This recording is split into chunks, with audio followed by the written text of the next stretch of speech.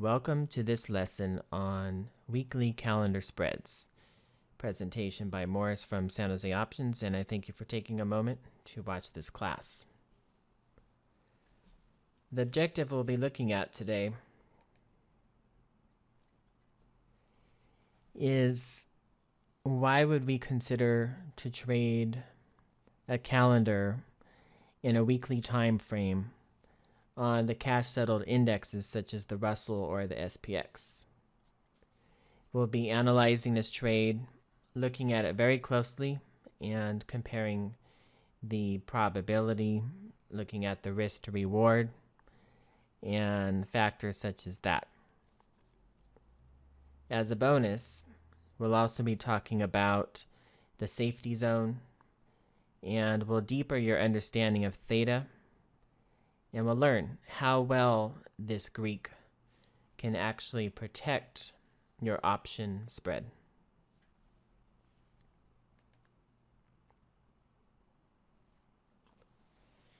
Weekly calendar spreads can be a quick means to high returns, but is the risk really worth the reward?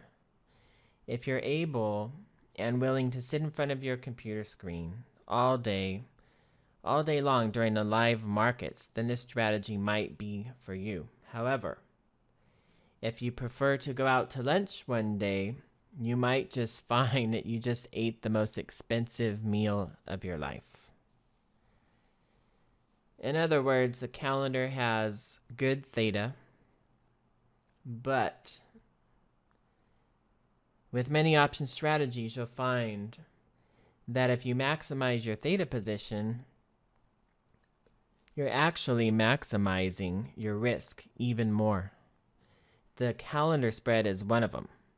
So when we take this trade, the calendar, and we move it in from a month to only 1 week, sure, we're going to raise that theta and maximize it, but we'll take a close look at what we're really doing, and we'll notice just how much we're actually maximizing the risk. Let's take a closer look. The first step we have is just to set up the trade. If you don't understand what a calendar spread is, simply put, what you're doing is you're selling a strike which is close to the money on a short-term time frame. In this case, we're looking at about a week out. Then you go a month out or even farther out in time and you buy the same strike, and then you have a balanced number of contracts. Okay? Now you can also go farther out in time. If you were to go farther out in time with your long contract, just understand that farther out in time that they're not as volatile. So that would be a completely different discussion. But when they're up closer to expiration, if volatility goes up dramatically, for example, on the VIX, then those ones will get hit harder. If they're farther out in time, then they don't sustain near as much damage. If you happen to have a long strike, then again, farther out in time, it may not go up as much in value as it will short term. So you have to think about these terms, whether it's a short strike or long, and place them, through different dimensions of time accordingly to the effects of volatility. Let's look at the probability of this trade. So I drew in the graph, and it looks very similar to the same that you'll see in the software, and we can look at that perhaps later. But what you have here is a trade that can make very little compared to what it can lose. So you can actually lose about 3 to 4 times as much as you could ever make. Now the most you could ever make is right at this point. So the likelihood of that happening is very slim, okay, for the underlying to be the same exact point 1 week later is very slim. Now the width here between the break-evens is about 43%. So if you step back and look at this, you have a trade with a 43% probability of profit. And you're also looking at making maybe one, but you could lose up to 3 times, maybe even 4 times as much. So you don't even have a 50% probability and much more risk than you could ever make. Let me go down here. If we look at the probability on this trade, we'll see it has about a 43% chance of profit. If we look at the max return potential and the maximum risk, we can see it can lose 3 times as much as it could ever make. In fact, the odds of ever making the maximum on this trade are not likely to ever happen. Again, to make the max, whatever you're trading, the Russell, SPX, OEX, it can't move at all. So that's very unlikely. The safety zone on this trade is a very small portion of the total probability. Okay, so in other words, you see how this trade starts off. Well, if it moved just this little bit here, which is only about 1.5%, if it just moves right there, all of a sudden you're in a risky trade, a risky position, very uncomfortable. Okay, so we wouldn't even consider this area safe, or this area. And if you want to really fine point this safety zone, it's really going to be in here, which is only about 10 to 15 points in width, which is only about 20% of this whole zone. So your probability may be 43%, but the actual reality is more about 20%. Okay. Now, can the theta really protect this trade? So as I mentioned before, you have a high theta because you're bringing the trade in closer to expiration. Okay, so your theta is higher on the trade. But let's take a look, because that's what's most appealing about this, is increasing that theta. So with a 10 by 10 contract with the SPX, we'll have a theta of approximately $385 per day. Okay, so right at this point, if SPX hasn't moved, then you should make about $385 overnight. But that's only if volatility doesn't change. So if nothing changes in the market, and that's unlikely to happen. However, to many novice option traders, that looks great. $385. All they look at when they construct their trades is theta. But if you take time to look at the risk involved, which you normally learn how to do after losing an awful lot of money, most option traders, after a year or two, then they start to look at the risk. But when they first start, they really just look at the theta. But let's look at the risk. If the SPX moves just 3% in one day, this trade will be behind about $4,500. Okay, so that's only 3%. Now the SPX, again, any experienced option trader knows SPX can move 3% in a day. Russell can, NDX can, they all do.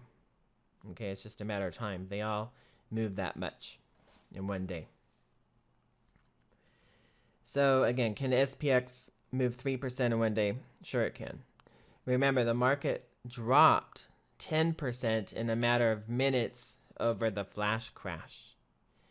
So in this example up here, I'm just looking at a 3% move, which happens quite often. Okay, and you would be behind 4,500. Now your theta is only 385 per day. So how is this amount of theta going to protect this trade? Right? It can only protect the trade right in this little zone right here. Now imagine if you happen to be trading this style when you have a flash crash. So we had one once before. Obviously, it can happen again. Okay? This trade 10% would move it all the way over here, and it would be down 13,000. It would actually lose the full investment. So if this is one of your strategies, you could lose your whole account in just a matter of minutes when you put this trade on. That's just reality. So can Theta on this short-term calendar protect the trade? Well, I'll leave that up to you. I'm just showing you the facts. Okay, some final thoughts here. Although weekly trades seem very appealing to some option traders, obviously not to all, but we get enough calls about this, so I figured I would give a little tutorial on them. They can be very dangerous to trade. It's important to understand that Theta cannot protect an option spread from risk. Okay? Theta is the Greek that gets most option traders into trouble when it's their only focus on architecturing a trade. In other words, nearly all option traders out there, from what we find, is that the only Greek they know and understand at all is Theta, and they structure all of their trades around Theta. And they ignore the gamma, the delta, and the vega. Okay? If you only focus on Theta, you're going to be constructing some trades that have an awful lot of risk. So make sure you learn the other Greeks and learn how they work as well. In order to trade weekly calendars, you'll most likely be stuck watching your computer screen all day long. If we face another flash crash, then you'll very probably lose 100% on the trade. And again, if this is your primary trade that's in your portfolio, then you could very well lose everything, your whole account, by doing this. Final statement here. Trading weekly calendars is not a way to trade options as a business. It's a pure gamble. It's important to understand the risk involved before attempting to use this strategy. So I hope I pointed some things out in this video and help you understand. If you're really considering doing this, make sure you always look at the risk involved and do the what if, because the what if will happen sooner or later. You may have a few good trades. You may not. It could happen on your first one. But just because you have that Theta maxed out to 300 or whatever it's at, just be aware as the market moves around that Theta is not going to protect that position. All right. Okay. Well, hope you enjoyed that. And we'll be talking to you soon. For more information on a safer way to trade options, don't forget to visit our website. Okay, so this has been a presentation by San Jose Options on weekly calendar spreads.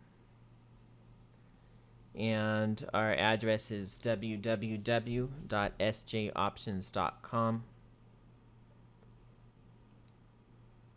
If you're looking for a safer way to trade in a different way, something different that you won't find in our competitors' courses, then visit our website, check out our free videos, and if you're serious, interested, and ready to take advantage of what we have to offer, then please give us a call. We'll be glad to give you demonstration or talk to you before joining. Thank you very much, and you have a great day.